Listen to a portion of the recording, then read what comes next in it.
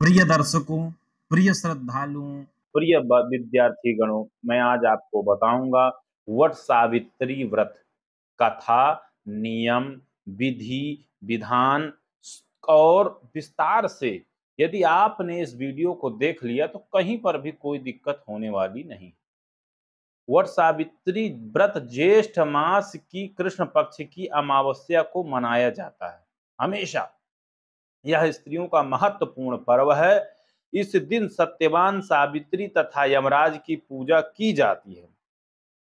इस व्रत को कर रखने वाली स्त्रियों का सुहाग अचल रहता है। सावित्री ने इसी व्रत के प्रभाव से अपने मृतक पति सत्यवान को धर्मराज से जीवित लिया था। समझिए, अब बात करेंगे हम पूजा विधि विधान।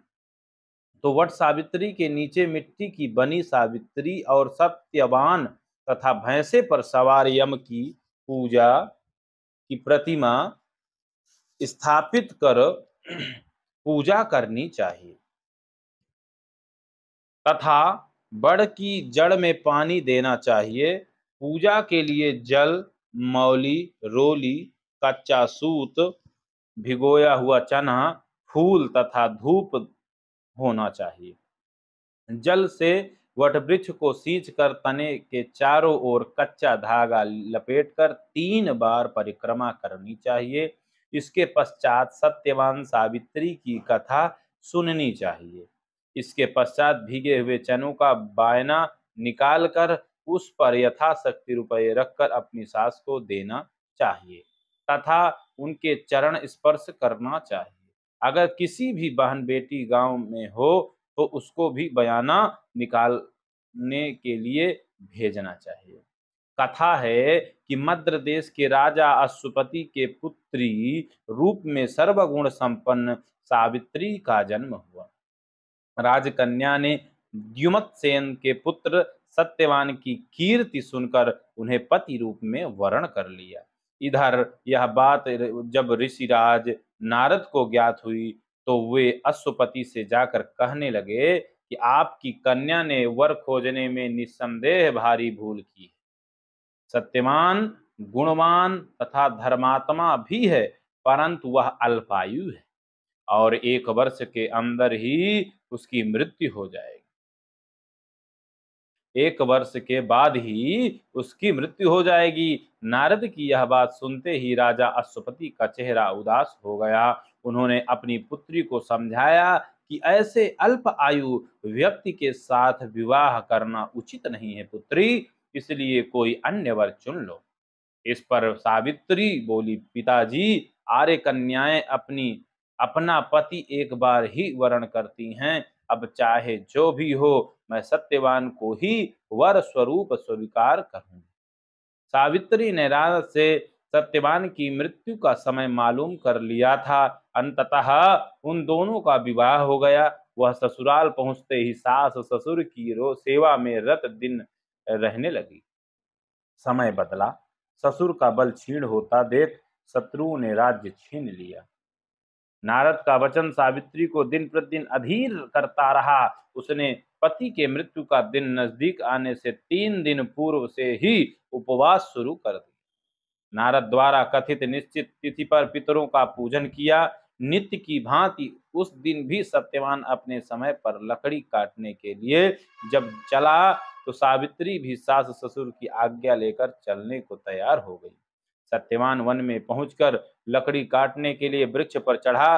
वृक्ष पर चढ़ने के बाद उसके सिर पर भयंकर पीड़ा होने लगी। वह नीचे उतरा। सावित्री ने उसे बड़ के पेड़ के नीचे लिटाकर उसका सिर अपनी जांघ पर रख लिया। देखते ही देखते यमराज सत्यवान के प्राणों को लेकर चल दिए। कहीं कहीं ऐसा भी उल्लेख मिलता है कि वह वटवृक्ष के नीचे लेटे हुए सत्यवान को सर्प ने डस लिया था। सावित्री सत्यवान को वटवृक्ष के नीचे ही लिटाकर यमराज के पीछे चल दी।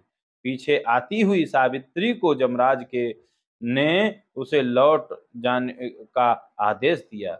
इस पर वह बोली, महाराज, जहां पति वहीं पत्नी, यही धर्म है, यही मर्यादा है।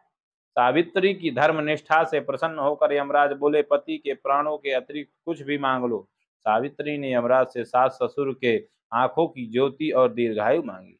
यमराज तथास्तु कहकर आगे बढ़ गए।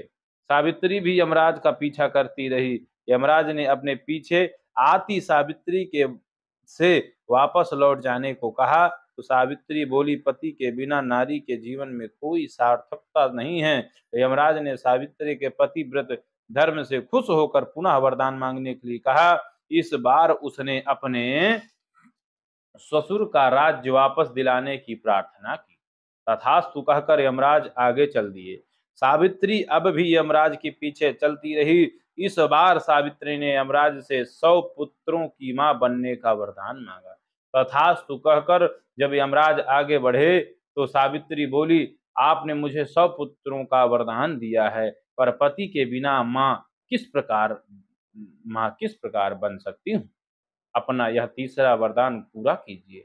सावित्री की धर्म निष्ठा, ज्ञान, विवेक तथा पतिव्रत धर्म की बात जानकर यमराज ने सत्यवान के प्राणों को अपने पास से स्वतंत्र कर दिया। सावित्री सत्यवान के प्राण को लेकर वटवृक्ष के नीचे पहुंची, जहां सत्यवान का मृत शरीर रखा था।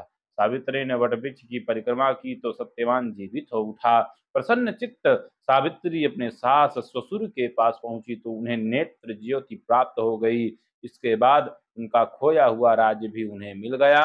तभी से वटवृक्ष की पूजा की जाती है। हे वट देवता, जैसे सावित्री को सुहाग दिया वैसे सबको देना। तो दोस्तों, इस प्रकार से वट वृक्ष का बड़ा महत्व है, महिमा भी है और वट सावित्री के व्रत की महिमा चली आ रही है। माताएं बहनें जो भी हमारे लोग इसका पर्व मनाते हैं, का मुख्य उद्देश्य यही है। तो किस तारीख को पड़ेगा, क्या समय होगा, वह भी मैं आपको उल्लेख करता रहूंगा। विशेष वीडियो में कथा, नियम, विधि पहले हमारा बताना धर्म है। तो चलिए, वीडियो अच्छा लगे तो कमेंट, शेयर, सब्सक्राइब, लाइक जो मन में आए कर दीजिए और इसी प्रकार से लगातार बने रहिए। और मैं आप लोग कमेंट करिए, मैं प्रयास करूंगा कि आपके सभी कमेंट का उत्तर देने का प्रयास करूंगा। धन्यवाद। जय जय श्री